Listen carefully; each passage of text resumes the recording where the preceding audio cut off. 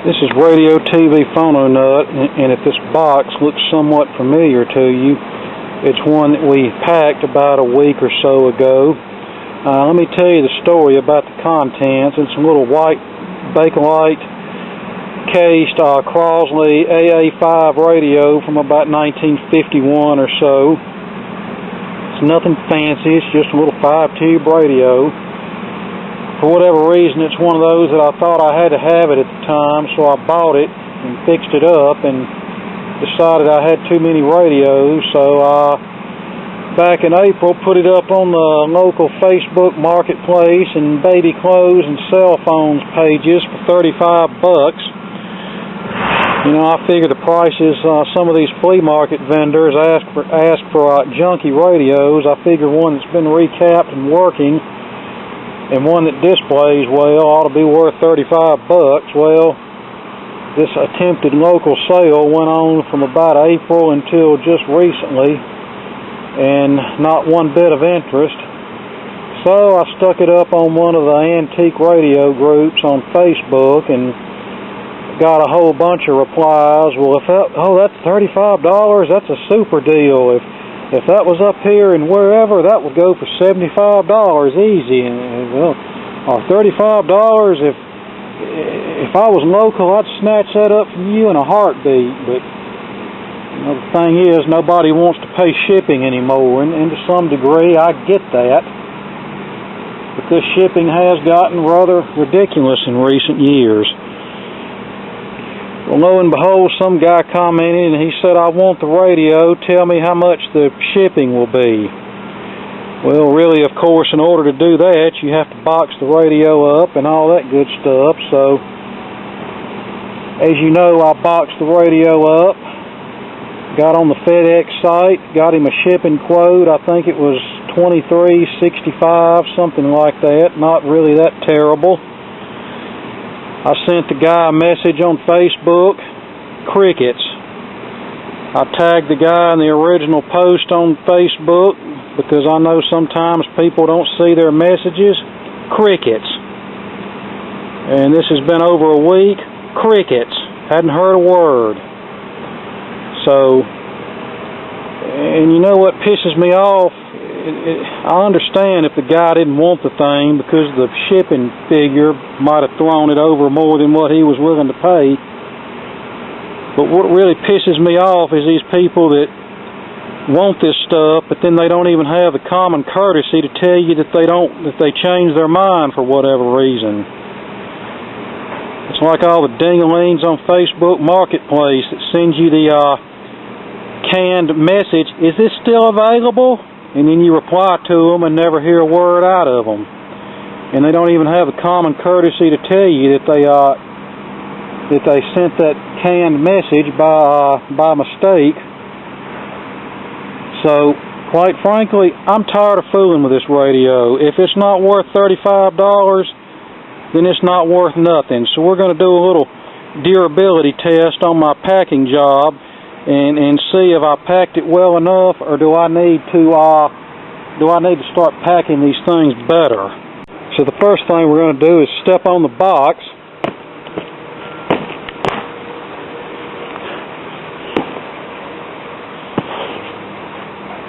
Where are my soccer players when I need them?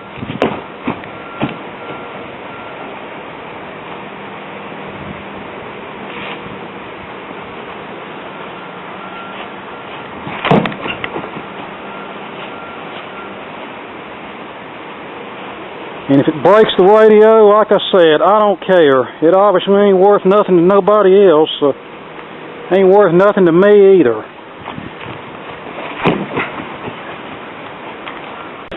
Well, I still don't hear nothing rattling around in the box.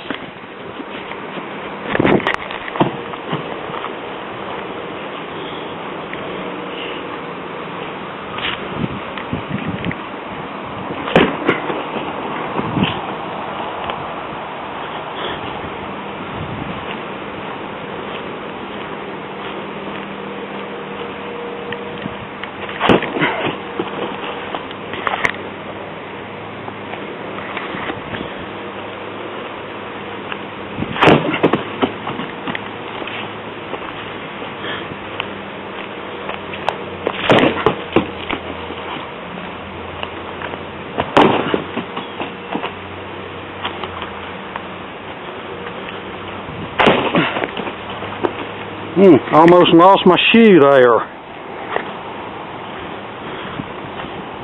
Okay, it's a 6-foot drop. How about let's throw it up in the air and see what happens.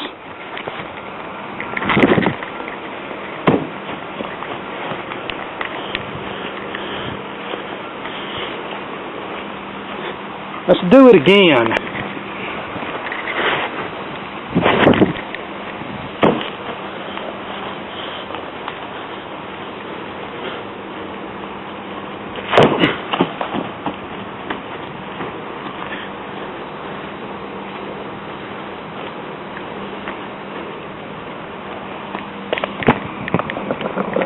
Whoop, I'm hearing some rattling, so we might have broke it.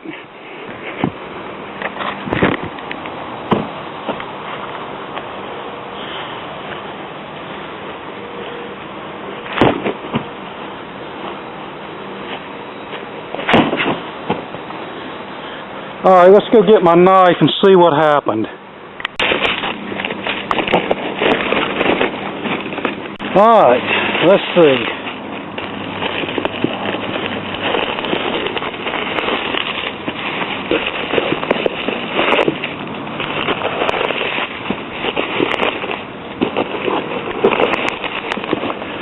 Okay, let's examine this.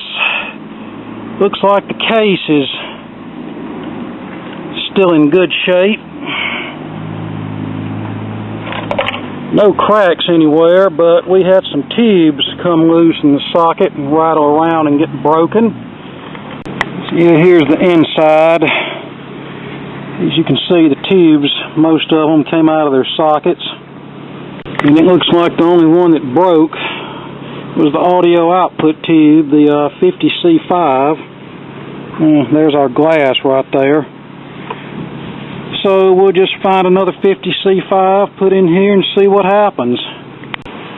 Now the one thing I should have done that I didn't do is either pull the tubes out and wrap them separately or put enough packing inside of the radio to keep the tubes from falling out of the sockets. Now I realize I subjected this package to possibly more than what it would have gotten subjected to on the delivery route, but then again, maybe not.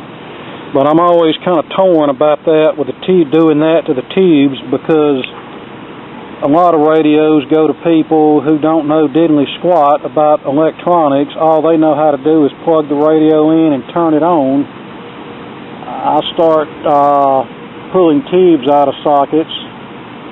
Invariably, they're going to stick them back in the wrong sockets. I mean, there's a tube chart on the bottom of the radio that shows where they go. But as I found out over the years, people can be unbelievably clueless. And I don't mean that in a negative way, it's just a fact. Or if you put bubble wrap or whatever inside the radio, they'll either plug the radio in without removing the bubble wrap, and then that could cause problems, or they'll go in the radio, take the back off of the radio, and start getting too aggressive in removing the bubble wrap and end up breaking something. So, you know, it's a catch-22 either way you go. Like they say, darn if you do and darn if you don't. Alright, I've repopulated the 50C5, or I guess I should look on the label and make sure it indeed takes a 50C5 and not a 50B5. Alright, let's turn it on and see if it plays or blows up.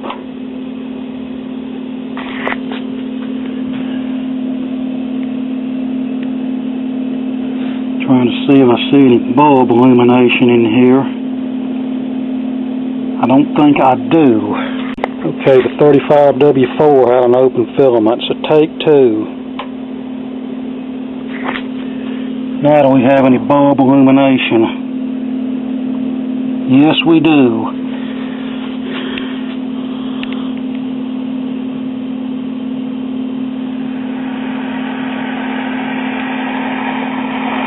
Representing our country. Hey, stop! I'm not saying our country doesn't have problems. I'm not saying basketball teams don't have problems. By the way, Patty Mills is... know anything about Australia and their treatment of Aboriginal people throughout its history, you would be appalled. I'm down here in the basement where the reception sucks. But for him to be... Why, that's all me out. And I don't know how much further you want me to go. I'm thinking back. 1450 is off the air. Of the problems. Thinking about the things I've been through. Yep, 2 tubes is all that got damaged. But as far as flakes, I remember whenever I was a teenager and picking up old TVs and stereos to fix and sell. I'd have people call and just go on about what I was selling, and don't you sell that to nobody. I'm walking out the door right now and I'll be there in just a few minutes. Well, 25, 30 years later, I'm still waiting on them. And I remember one guy that he kept calling about a TV I wanted to sell, and he'd wait about a month, between calls, and on the 3rd time he called and asked me the same bunch of questions, and he got to the part where he wanted to know how much I wanted for it, which was plainly listed in the ad. And I said, it's the same price it's been the last 2 times you've called about it. And at that point I think he knew I had his number, so he never bothered me again. But yeah, I could spend the next 30 minutes telling you stories about flakes, but suffice it to say, there are a lot of them out there, and as far as selling stuff, I think a lot of them, when they contact you, they have absolutely no intentions of buying anything. They just want to yank your chain. Like, I figure the guy that claimed he wanted this radio, I feel like his whole thought process was, oh yeah, I'll just act interested in that radio and make him think he's got a sale and let him box the thing up and all that, and then whenever he tells me how much the shipping is, I just won't even reply to him. And it's just stuff like that that just makes me not even want to offer anything for sale. And like I've already told you, I'm done with eBay. We're through with them. That's not even an option. Because, I don't want to deal with all of their bull crap, and I don't want to deal with all of these flakes either. So where does that leave us? Now, I was going to end this video by taking this radio and throwing it up against a brick wall and busting it all to pieces, but then I would be doing what I've often gotten mad at people for doing. I've actually known people who would actually destroy something when someone made them an insulting offer, or they otherwise got ticked off about the deal. And in the grand scheme of things, that really doesn't accomplish anything. There was a lady a vendor at the flea market. I think she was up in her 80s, and she had a few thousand 45s that came off of jukeboxes, and some of them looked okay, some of them looked well worn. I inquired about the price, and she said $2 a piece or $1 a piece if you buy all of them, and which of course that was insane. So I just thanked her and went about my business. A few weeks later, I was back in there, and I noticed all the records were gone, and I asked the guy that owns the flea market what happened to them, and he said a fella came in and offered her what she considered to be an insulting offer for the lot. So she got her hired help that she uses to bring things in and out of the flea market to take the records out to the dump and destroy them.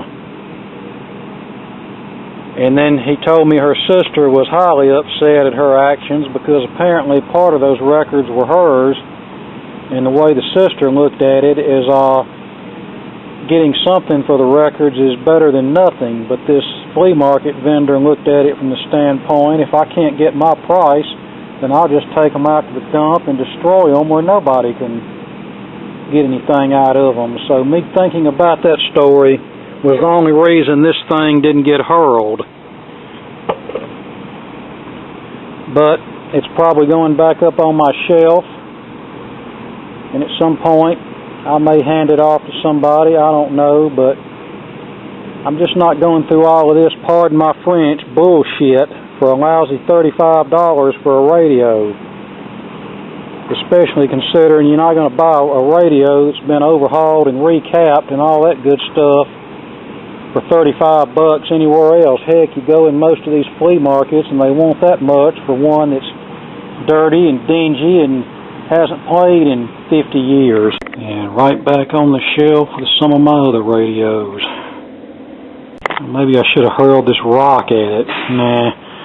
I remember a few years ago, a friend of mine had the guts out of a solid-state Hitachi TV that he scrapped out because of the CRT being toast, and he offered it, I believe he offered it on Facebook to anybody who needs the guts. You know, I'll be happy to send them to you, just pay shipping. Well, somebody that's well known in the groups and on YouTube, I won't mention his name, but oh yeah, I need those, I've got to have those, I need those to restore my TV, oh I've got to have those.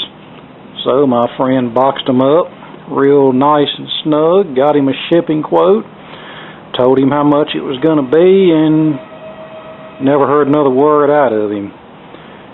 About 6 months later, he decided to have a little fun with the package, so he made a YouTube video and ran over it with his car, and of course that was the end of the TV guts. And then the guy who originally wanted them jumped in and talked about how immature that was and blah blah blah blah blah. Well, it's just the way it is, you know. You don't do people that way. If you tell somebody you want something, then you follow through with it. And if for some reason you can't follow through with it, you at least have the common decency to tell the person. Now, as far as this guy who stood my friend up on the Hitachi TV guts, he pretty much shot his wad at ever getting any more help out of my friend, as well as other members of the vintage electronics community that knew how he acted. But, you know, had this guy actually done the right thing, then I'm sure my friend and others would have been more than happy to have helped him out again in the future had he needed it. But after he pulled that stunt, yeah, he can just forget it.